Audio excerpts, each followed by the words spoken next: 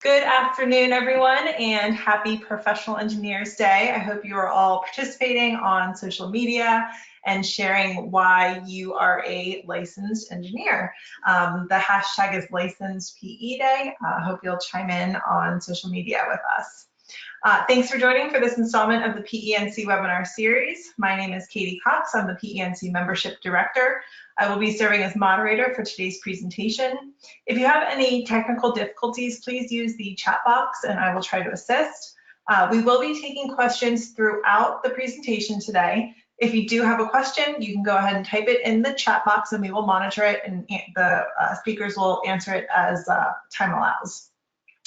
Today's speakers are Morgan Crawford and Jeff Roman. Morgan Crawford is the Finance and Operations Director, as well as a Navigator Liaison at the North Carolina Business Committee for Education. Operating out of the Governor's Office for 36 years, the North Carolina Business Committee for Education is a business-led education nonprofit that partners with the business community and statewide education departments to implement experiential projects that provide a critical link between curriculum content and workforce talent needs. Before working at NCBCE, Morgan worked as a middle school special educator in Wake and Nash counties. Morgan earned her bachelor's in education from the University of Georgia and a master's in education from North Carolina State University. Jeff Roman is a partner and engineering practice leader for Little, a multidisciplinary international design firm. He has led the engineering practice to 6 years of profitable growth, expanding engineering to all offices and adding new service offerings. Mr. Roman earned his bachelor's in civil engineering from Lawrence Tech and an executive MBA from the University of Florida. A former owner of 2 small businesses, he speaks nationally, and he has contributed to articles in PE Magazine and Fortune. Jeff has received many prestigious accolades, including being recognized as top 40 under 40 by Building Design. Morgan and Jeff, thanks so much for being here. Thank you, Katie. We appreciate that. As Katie mentioned, I am with NCBCE, which is the North Carolina Business Committee for Education, and we operate out of the Governor's Office, but we are a nonprofit. We're a business-led, education focused, and our main focus is work-based learning, which is what we will talk about today. Just to go through a couple of our initiatives real quick. We have Students at Work, which is a month of career awareness for middle school students. Teachers at Work, which is a program, it's a teacher externship program where educators get an opportunity to go into businesses in their local communities. Link It, it's linking NC with innovative talent. It's an internship pipeline program for individuals with autism spectrum disorder. We also have the Governor's Educator Discovery Award, which is a professional development stipend for educators in North Carolina. The Navigator, which we'll be talking about today, our online platform, which is a way to connect businesses and educators for work-based learning opportunities. And then our new initiative this year, Ready, Set, App, and that's an Android mobile app competition for high schools, and it will be rolling out this year. So work-based learning, why is this important? I'll turn it over to Jeff. Yeah, thanks, Morgan. Good afternoon, everybody. Happy PE Day. We've got our postings up from Little, so hopefully y'all are getting on and doing that at some point today as well, celebrating all of our fellow licensed engineers. So, as engineers, we love knowing the why. We love to hear the why about things. And so, as we should start everything with the why here, why is this important? One of the things that I've done to give back to our profession is STEM education outreach. And I've spent a lot of time in classrooms, and, we talk about building the pipeline and what can we do as engineering firms that build our pipeline of future engineers. And time is of the essence, of course, because school is going to be starting here across North Carolina for most districts in a couple of weeks. And so we wanted to get you this information today to hopefully get you on board. I love the faces here in this picture. This is a kindergarten classroom at my kids' school. that I went in and did a very simple paper column activity with. I've done it a couple of years now, and get these same reactions every time. I've talked to thousands of students, kindergarten through college, and just trying to teach them about what it's like to be an engineer. This is actually, it's a quote from a teacher at the Kannapolis Charter Academy. This was actually the first request that we got through the Navigator website, the absolute very first one, and we were actually able to fill the request. And I spent some time with these students, and I loved hearing back from the teacher that just within a couple of weeks the impact that it already had. Go to the next one. And then finally, this is a high school engineering class, a senior engineering class in Union County, and there's 2 students that have come out of this class. I've talked in this class for a number of years with this teacher. Two of the students here came and job shadowed with us over their winter break. They became students at NC State, and they're pursuing engineering degrees, and they have both thanked us for coming in, speaking to their class, allowing them to do the job shadowing, giving them that experience, that exposure that helped them really to solidify their decision to go into engineering. And that's where I think we really can help our profession out immensely, is getting in and getting these kids exposed to what we do as early as possible, as often as possible. And what I have struggled with in years past is, how do I, as a professional, connect with teachers? It's been either my kids' school or people that I know, but now, thanks to Morgan and the folks in her office, they've created this great tool for us that we're going to be talking about today on how we as engineers and professionals can link to the teachers and the students and give them that experience and exposure they need to hopefully spark an interest in them to join our field. Right, that's right, Jeff. So as you saw from his personal experiences and connecting with schools, work-based learning, it really does work, and working on increasing the pipeline and where do you find your future workforce. And students, it's important for students to know what careers are out there, what might be of interest, what are the availabilities within their communities and with their state. So one of the reasons why our organization, NCBCE, decided to come up with the Navigator was because we realized that there was an employer problem. We've been hearing from different businesses, we're business-led, we looked at some statistics. North Carolina is projected to have an average annual job opening of over 550,000 jobs. That's not just new jobs, but also vacancies in the next 10 years. For every new job created each year, there's going to be 12 vacancies, which are due to occupational transfers, but also exits. We have a large population of people who are retiring and moving on out of the workforce, so that creates vacancies. 40% of companies nationwide report that they can't find entry-level workforce that they need. So it's important for businesses to go and find that workforce, create the workforce, and help grow the talent. So as the employer, one of the reasons to participate in work-based learning is that you help drive value around your talent acquisition and training. The work-based learning, it's an under-leveraged resource. You can discover your talent. You can hire and grow your own workforce by raising awareness. Just like Jeff said, he had students who came in for a job shadow, and then they decided to do an internship, and then they're in school for engineering. You also help raise awareness of your services and products, expand your consumer base. As you'll see, our Navigator platform, it's a free online marketplace. It's free advertising for your company. It never hurts to promote your business and promote the fact that your business is engaging with the schools. We have close to 54,000 educators in North Carolina on the platform, which means that's 54,000 people who could potentially see your logo. Also, hiring from work-based learning programs, it can reduce onboarding costs, the control churn, increased productivity. We also hear that the turnover rate is less if the student has gone through the business, that they know what they're getting into, and they're more bought into the business and feel more loyal.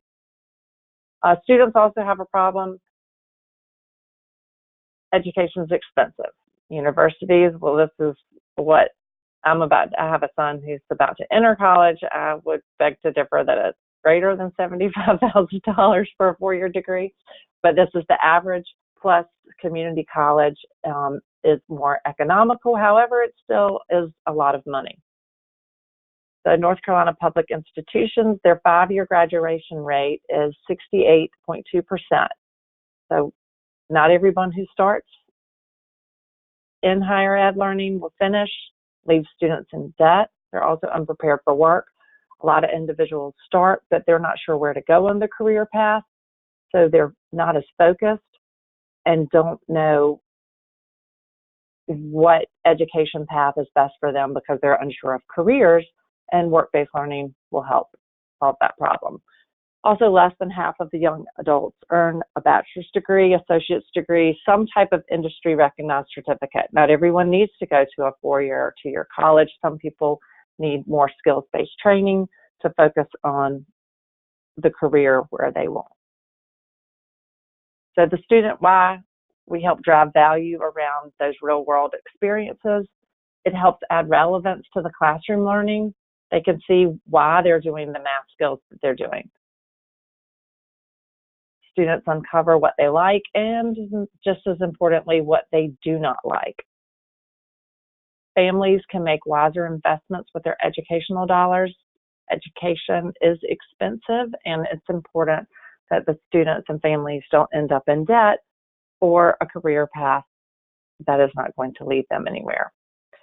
Plus, on-the-job experiences make job seekers better prepared and more attractive. Almost every employer out there, when they ask students or college grads, individuals, when they're submitting a resume, will say, what is your work experience? What have you done? What can you show me? And these work-based learning opportunities provide students with valuable job experiences that then they can tell the employers what they have done in a real-world situation. What does work-based learning look like? So when we're talking about work-based learning, what is this? Starting at career awareness, this is our work-based learning continuum as we define it. Career awareness, anything with career fairs, a simple field trip, job shadowing, being a guest speaker, worksite tour, a little bit digging deeper to career exploration. You can do a career competition. You'll have the math counts competitions. Also Future Cities, I believe that's a competition. Mentoring, mock interviews, going in and helping high school students on the interview process, how to do it, science fairs, service learning, and those teacher externships. On to career experience, which the students are actually learning for work through apprenticeships, co-ops, internships, on-job training, and youth apprenticeships. So these are all ways that students can learn about different careers and gain experience. Oops, sorry, I'm having technical difficulties. Going to my next slide. I'm not sure what's happening. Sorry about, oh, there we go. So I would be remiss without, sorry about that. Let's see if I can pull this back up real quick. Thank you for all being patient. So I'll just go ahead and tell you about the next slide while we're waiting.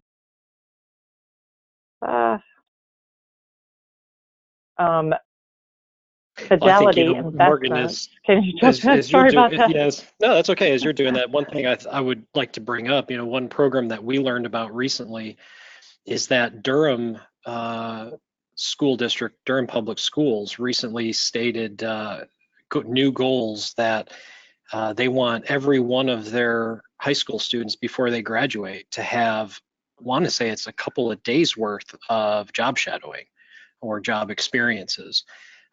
we have an office in Durham, and the businesses there are, they're trying to round them up to get them on board with having enough employers to provide these experiences. I'm not sure they, necessarily fully thought through the ramifications of what this was going to mean. And Morgan, I think you know about that. I think more details about that program than I do.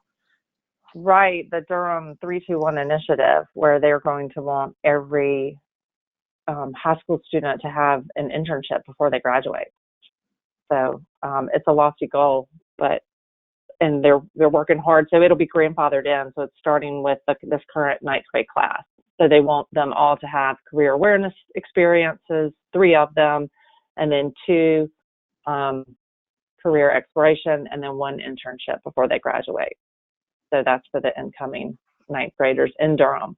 So it'll be interesting to follow and see how it goes. And we've been working with them because the Navigator platform can help them.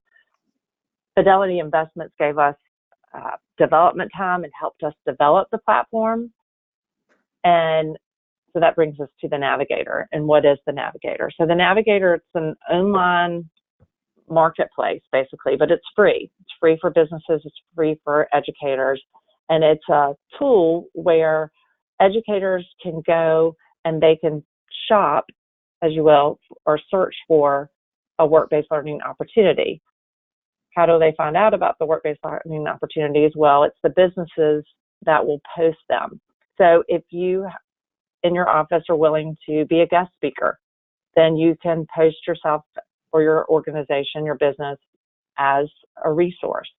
We offer to go be a guest speaker. We offer to be a judge in a type of career competition. You can do a job shadow at our office, or we'll come to a career fair. So those are different ways. And as Jeff will show you in a minute, you're able to actually post these resources. So the first step is that we have to approve that you're actually a legitimate business. So you do a simple sign-up form. Here it is. You have your organization's name, your name, an email of the main contact person, phone number, and username. And we just double check, make sure a business, we approve you, and then we send you an email.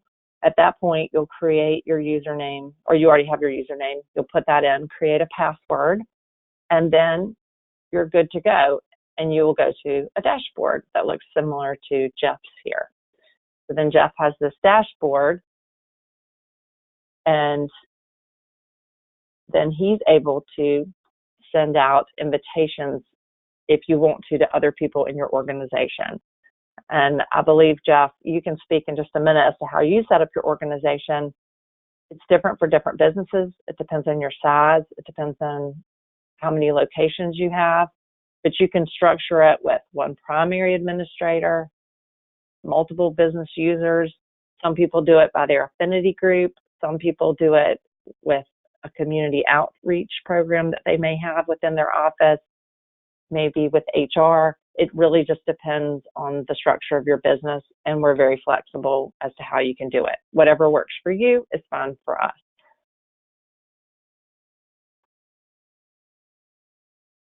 All right, And so this is Jeff's dashboard. Yeah, and I think what I want to do is before I dive into specifics, because as engineers we love to get into the specifics, but before I do that, there's a couple misconceptions I think about the Navigator that need to be cleared up, and since we were an early adopter of it and using it, we've gone through this process, and so one of the first things I wanted to clear up is that this is a immense time commitment. I'm never going to have enough time to do all this, put it together, or manage it, et cetera, et cetera. As Morgan just said, you have the opportunity at Little, I'm the primary person, but then I get to assign and invite other people to manage specific resources. And one of the things that we had to figure out, and one of the things we brainstormed with Morgan on, was we have an office in Charlotte and we have an office in Durham, and we want to offer basically the same resources out of both offices. But as these requests come in, how can we make sure that they're routed to the appropriate office, so the person in Durham sees it and the person in Charlotte doesn't have to worry about that.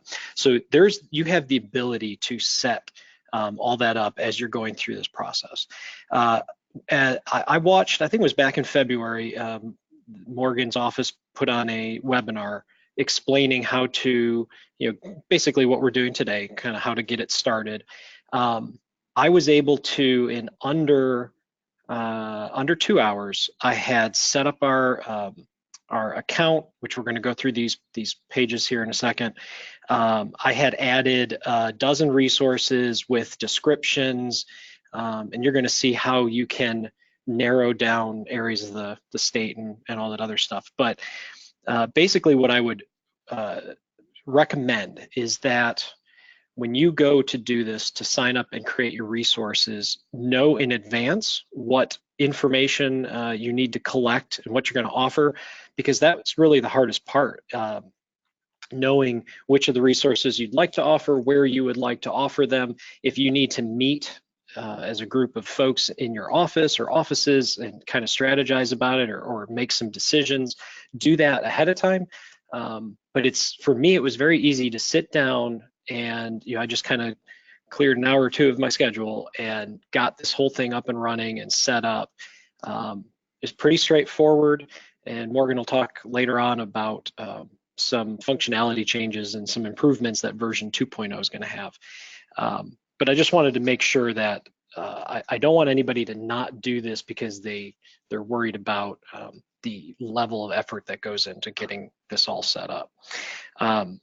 And the other thing I guess I would encourage too is perhaps start small. Maybe just offer a resource or two, get your feet wet, see how it goes, and then expand out. We just kind of went full tilt and put like 10 or 12 of them up there, and wanted to see what we could get out of it. So this page here that we're looking at on the dashboard, you have a lot of different options in terms of getting things set up with your company logos, how you want to advertise. This is, our logo, which is our, they call it the store banner. One of the things we had to work with Morgan's office with was our, every business has different size logos, and the Navigator is set up with certain, I guess, sizes or types of images, rectangular or square. So we needed a little bit of help with some technical folks at her office on that side of things with the logos. So don't worry about that. They're very helpful in making sure that you get in what you need to. We're going to go to the next one. Social media links. So that's another nice thing is you're able to put in your social media platforms to allow for additional connections to your company, obviously your company website. But this is just another way that people can connect with you, learn about you. If a teacher is not quite sure if you're the right fit for what they're looking for, you've given them all the links that they need, and it's at their fingertips to basically research you and see what your company is all about. Go to the next one. So then this is starting to show our, this is like if you were to click on Little's page, you would get to our, this is basically our store page, and you've got your banner at the top, and then you start seeing your resources listed. And for now, we're using the same logo, but we've talked about potentially modifying and customizing the image that we want to use for each of the resources we offer. We're trying to go through some photography we have of some of our outreach efforts. But this is essentially what it would look like. So if somebody searched up McAdams, if somebody searched up AECom and landed on your page, this is just an example of what that would look like. All right, and then we get to resources that you like to create. So you've got your company set up. Maybe you've invited some users, or maybe you're just working on your own at this point. But the next step is to get resources out there. And there are, let's see, 2, 4, 6, 8, 10, 12, 13. So there's 13 types of resources. And Morgan, correct me if I'm wrong, if that list has changed any. No, that's about, Well, it matches the continuum, Right. roughly, that we, so yes. So you've got anything from, you can do career fairs, career science competitions, career panels, co-ops, guest speakers, interactive activities, which would be, like when I do the hands-on paper column with the kindergartners, that would be an interactive activity, a hands-on activity. Paid internships, job shadowing, mentorship. There's schools that have programs where they're looking for you to come maybe to their school and mentor a student or a small group of students. So that would be that resource. Mock interviews. There's one for publications and thought leadership. So maybe a teacher is looking for some educational resources of some sort, and you've got some articles that you can offer to them, maybe that your company has published to help them out with a classroom project they're doing. Teacher externships and worksite tours. So, right now there's 13 resources to choose from the drop-down list. It's up to you on which ones. You do not have to pick them all. You can pick one, you can pick 13, but it's you can go through, select which resource, and let's see, we go to the next slide. And so you can name your resource, and then you can put in a resource description. I have found this is where I think most of my time was probably spent, was how to describe what we were basically offering. It's not paragraphs. I think I might have a couple of sentences for each resource. You don't have to go in great detail here. And let's see, if you go to the next one, Morgan, I think we have right, there we go. And the reason you don't have to go into a lot of detail is because there's these drop-down menus that allow you to pick and choose from a lot of different categories. So career cluster, what are you looking for, or what are you offering? Your target audience, is it elementary school students, middle school students, high school students, college students? You can click one, you can click all. Capacity, so if you're hosting, let's say you're hosting a job site tour and you can't have more than 5 students for safety reasons, you can put that down and say our job site tours are only for up to 5 students. And then the delivery mechanism, so there's the opportunity that if you aren't able to go to a school physically, you might be able to connect with a teacher in a classroom on their smartboard, through Skype or some other type of video conferencing platform. You can actually offer those resources, and you can put them in that way, that this is a online resource. We've talked about some schools, they might be looking for something that you've got a pre-recorded presentation on, and you can just simply share that presentation with them, and they can watch it. Just send them the link and they can watch it. But the whole point of this is we're trying to make sure we're connecting the teachers to these resources. We're showing them what we have to offer them.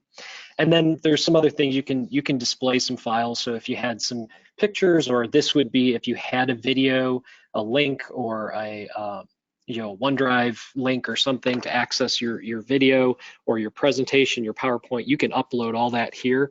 And on some of these resources, the teachers may not even need to contact you. They might be able to pull the resources directly from the Navigator site that they need.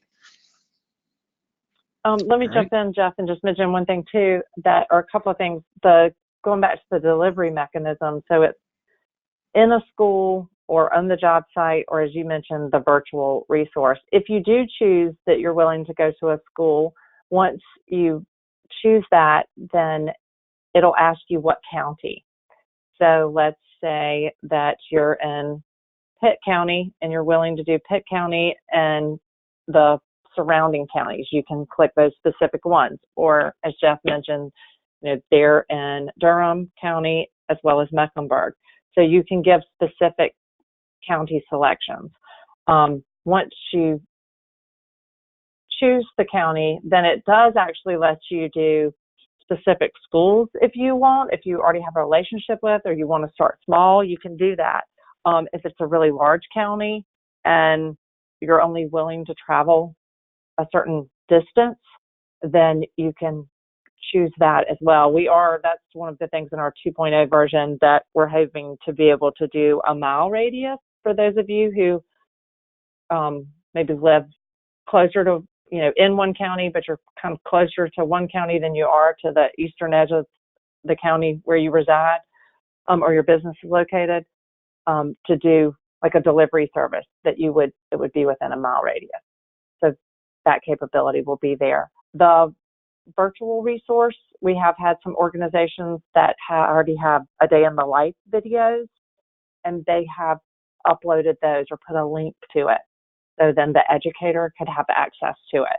So you can do a multiple number of things, as Jeff mentioned. So anyway, that was just with the delivery mechanism.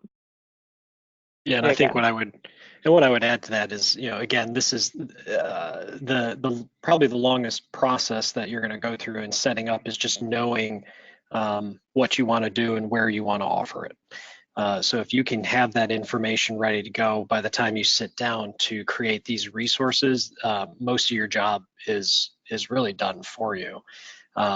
We've had, as Morgan mentioned, I'll like to see the picking a certain mile radius. That would be great, because I know we've got, with our office in Durham, we list Wake County as an option, but we had one school reach out to us that's on the far east end of Wake County. That's like an hour and a half drive from our office. We've tried to limit ourselves to is no more than a 60-minute drive from one of our offices to wherever we're going to do the classroom outreach. So we've had some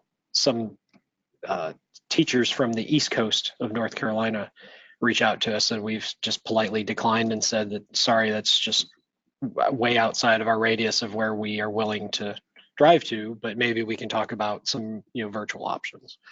And then once you have the resource, this is what it looks like when a teacher would click on it. And so, just as Morgan said, it's like an online shopping. They can click to add it to their cart and basically check out, and that at that point that request goes to you. One of the things down at the bottom here, you'll have your description, and then there's the additional information, and then the attachments. And one thing that feedback we gave to Morgan, and I believe you guys are working this into the 2.0, is to have all of this information just on one landing page. Yes, it will all be on that one landing page. Yeah, because what we've run into is teachers, again, that have reached out to us without clicking this tab where it shows perhaps, as you can see here, counties we're willing to go to, including Durham County and Gaston County. So when we get the teachers from outside, we're trying to prevent, that from you to getting emails from those teachers. So hopefully this information, as long as they then scroll down enough, which they will, to see what you're offering, which audiences you're offering to. So like in this case, this is a resource for mentoring. We're willing to mentor students really at any level, and we even included educators on that, which kind of goes into externships. But just in case they're not looking at externships and they're interested, what career clusters, not only are we looking at architecture and construction, but we have graphic artists at Little, we have people in our accounting team and our marketing team. And so we've basically opened the door really to say, if there's any of those areas of interest that your student has, feel free to reach out to us. And then for mentoring, we're assuming on our site, or even if we go to the school, that this is probably a 1-to-5 ratio. So this is where knowing this information for the resource that you're going to post is great, because you can go through, you click all this stuff, and basically submit your resource, and it goes live and it's ready to go. Right, and you can go back, as you'll see this, because this is Jeff's page, it says edit resource. You have the capability to make changes, so it's not set in stone. If you go back and you want to add something different or change or not alter something, then you can always edit your resource. You can put it back into a private or a draft mode. So let's say your organization has a really busy work month and you just don't want to even deal with an educator reaching out to you. Well, then you can just put it into a private or a draft mode, and it has that capability. So you don't have to deal with requests. They'll no longer be able to see it. And when you're ready to engage again, then you can just switch it back to public.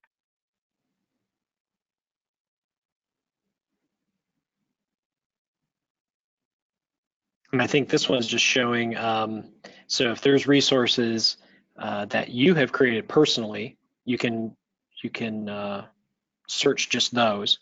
If if you've invited other people in your company and they're in charge of different resources, you can also view, if you're the the administrator, you can also view and edit their resources.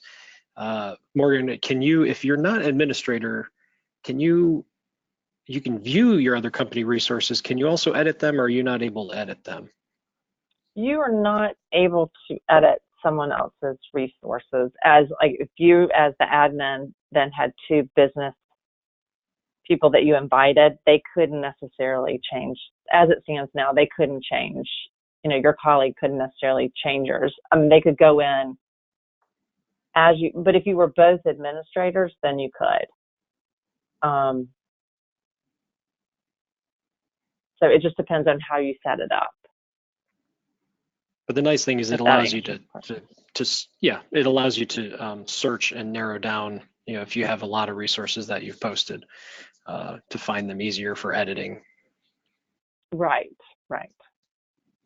And most organizations, like you said, y'all have 12 or 13, and that's really about, I think that's the largest number. It's typically about that. A lot of companies have one or two, they start small, and then sometimes we'll add more and end up with 4 or 5 or 6. So just to show you too how the educators access it, all public educators in North Carolina have the NC Ed Cloud. And so they're able to log on through that. They go to their dashboard. We have an icon on their dashboard, and then they automatically get into the Navigator platform. Once they're there, they're able to browse. They can browse by keywords. So when you put in your resource title, if you have keywords about the opportunity you're offering, your business name, a certain buzzword, something that they might be looking for, whether it's engineering, then that's where they can search for that. They can also browse by county. So this is an interactive map where they're able to do that. Then this is on the resource page where it shows everyone's icon, for, all the businesses' logos. And then on the left-hand side, you'll see you can filter by resource type. You can filter by target audience. You can filter whether you want something in school or virtual. They can filter by county. So there's lots of different options over there on the left. And then this just shows you an example, and it has your logo. So then all the educators can see your logo, or as Jeff mentioned, some people are putting photos, depending on how you want to advertise or market your resource. Then once the educator checks out, they fill out, and this is one of the things that's changing, and I'll show you on the next couple of slides how it is changing. So an educator makes a request. So right now it looks more e-commerce-y as an order. So they check out the product, they might put notes.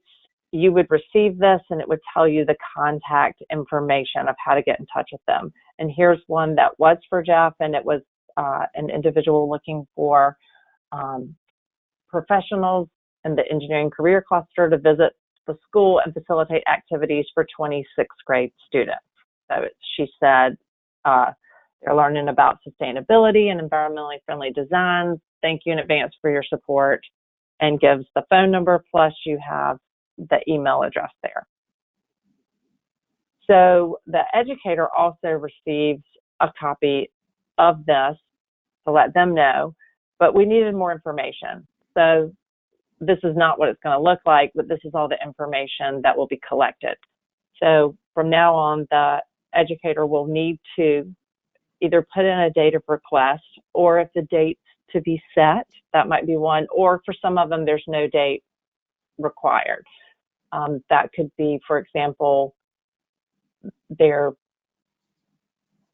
requesting a resource that, let's say an internship, that really has an application form or I'm trying to think of another better example. I'll come back to that. But some of them just don't have a date required. Anyway, their name, their email, the role at their school. Are they an educator?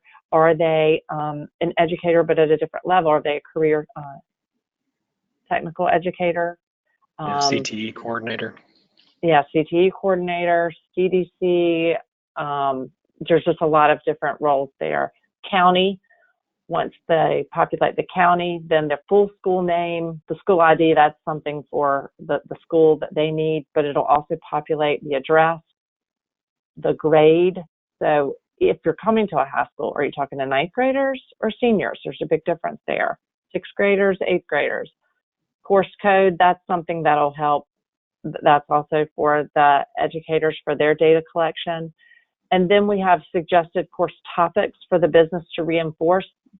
Even though you're engineers, they may also have something that they're focusing on, some of those other career clusters that Jeff was mentioning. Approximately how many students will be involved, and then any other note, any specific instructions, a link to a Google Doc. Sometimes educators will send a link if it's for a career fair, and simply they just put a link, so then you're able to sign up, and any other pertinent information for the business. So these are some of the items that will be collected. And Morgan, before you leave that, I think one of the things I'd like to point out on that is, we gave quite a bit of feedback to Morgan as we started using this, and this was one of the biggest areas that we had the feedback on. Was we were getting these orders coming through, and you could barely figure out which school district the teacher was, and it was basically just looking at their email address. But a lot of them were failing to put in information, and so we were having to spend a lot of time reaching out to that teacher, asking for the information.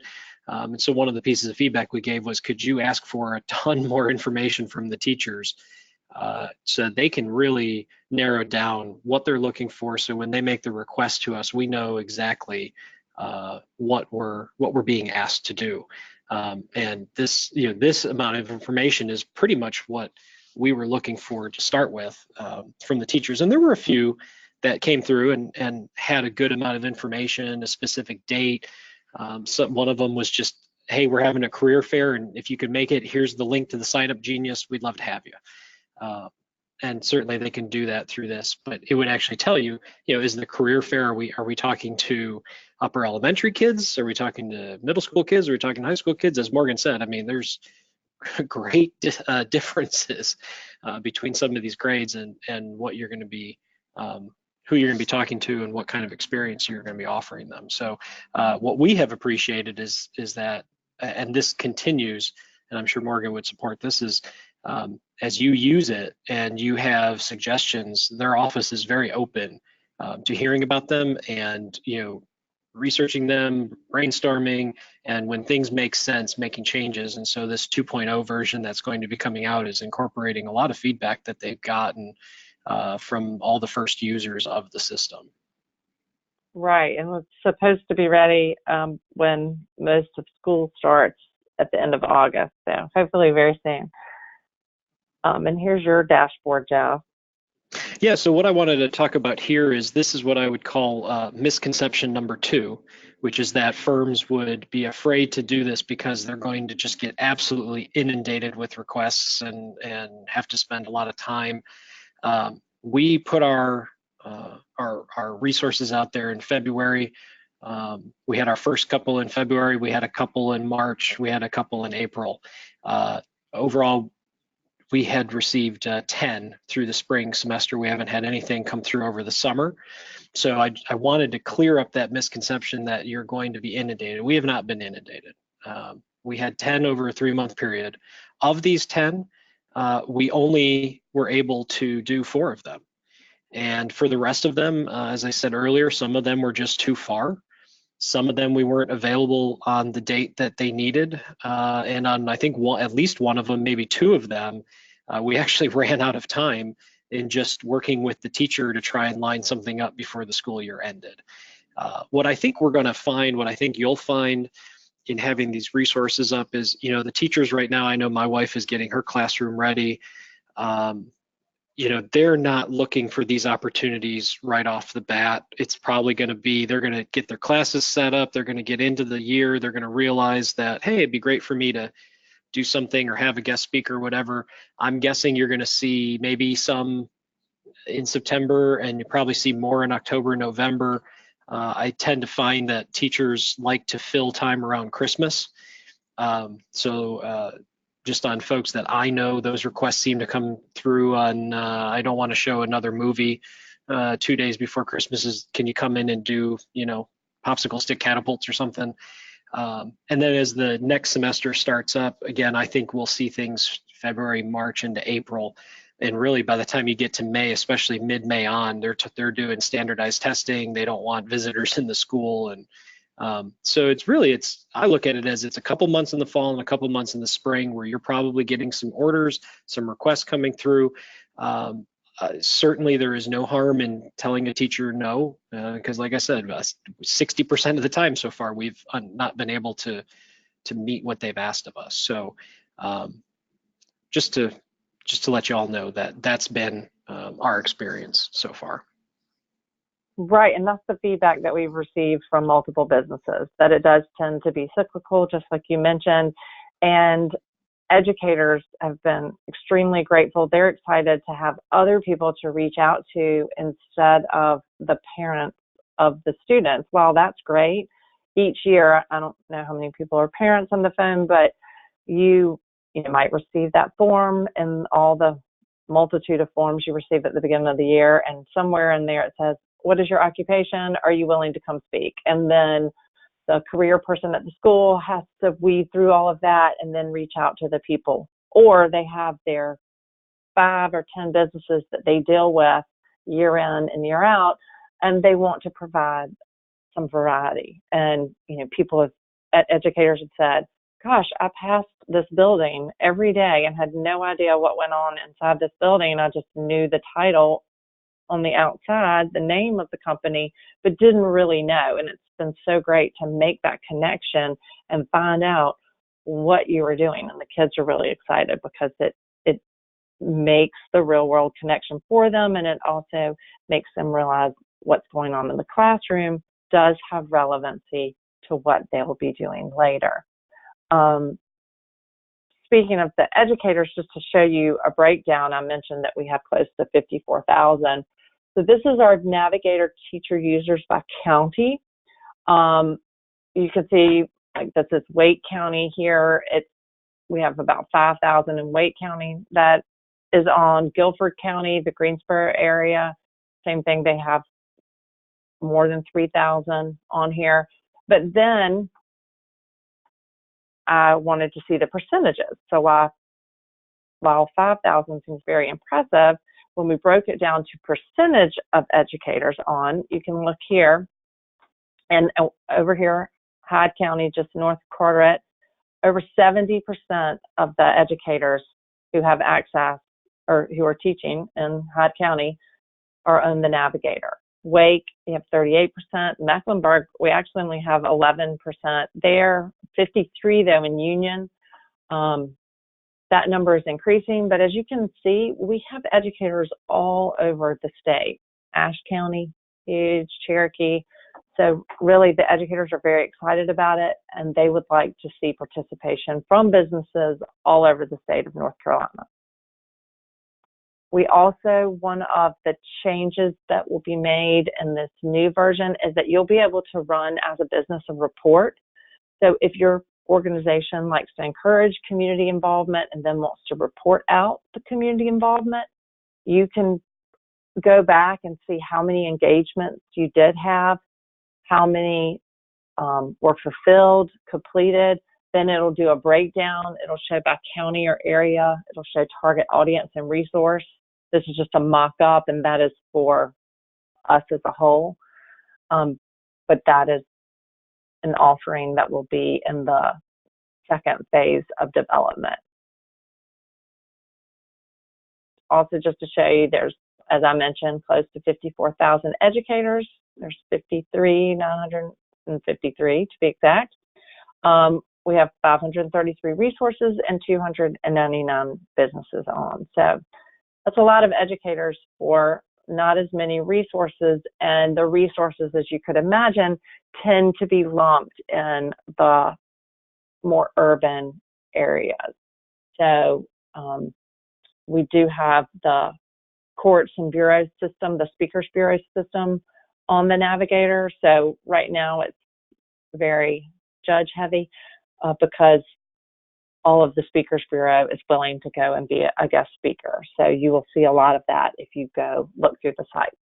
We are trying to get more career clusters on, hence that's why we're here at the doing a webinar for the professional engineers, so we can spread the engineer outreach throughout the state of North Carolina. Because as Jeff has seen, and he mentioned, he had somebody from the coast reach out to him, but it was just too far. But I know we have many engineer businesses on the coast of North Carolina, so it would be great to have the outreach all throughout. And then if you want to get in touch with us in any way, or if you had questions, this is our contact information and our social media information. Any questions or anything you want to add, Jeff? I'll go back to that. No, the only thing I would say is just strongly encourage everybody to get on, register your company, and at least throw a resource out there. And you know, as engineers, we're always looking out for health, safety, and welfare of the public. We're also looking out for who our next successors are going to be. And I know I certainly can speak from personal experience that there have been many occasions where giving a student this experience has led them into engineering. And for a lot of these students, if they don't have parents that are engineers, they don't know what it's all about. We've got a broad profession, a broad range of specialties of what we do, lots of places for kids to make a difference in the world. And so I just strongly encourage everybody that's listening. Hopefully there haven't been any questions because everybody's on the Navigator website already getting their company set up. But just, you know, we'd love to have as many engineering firms get on here as we can. We certainly want to have a bigger showing than the architects out there. So, well, competition. Mm-hmm. And just to follow up on that, I had heard from a businessman recently, and he was saying that he really thinks of his workforce pipeline in a 2, 5, 10-year cycle. So 2 years, he's reaching into the colleges, whether it's the community college or the universities nearby, to who is there that might be good for an internship. 5 year, he goes to the high schools and really tries to educate them who there can do the job shadows, also do internships, and get them engaged so then they know where to focus, whether they start at the community college and then they're able to help guide them and sometimes help them with what exactly, you know, what area of engineering do they want to go. They may, obviously, you'll have lots of different facets of engineering. And then for 10 years, he goes all the way down to the elementary level and engages with them to get the ball rolling and thinking about it. Because he says that when he looks at his company and looks at 2, 5, and 10 year, he can see in 10 years that he has people retiring. So he wants to go ahead and start increasing that the pipeline and working on it. So anyway, thank you again for your time. And Katie is going to follow up with, I believe, an email, and I have a couple of handouts just to send a PDF or two with steps of how to sign up that goes back through some of the things we mentioned today. Thank you so much, Morgan and Jeff. We appreciate you coming on and providing this information for us. I don't see any questions come through. If you do have a question, type it real quick.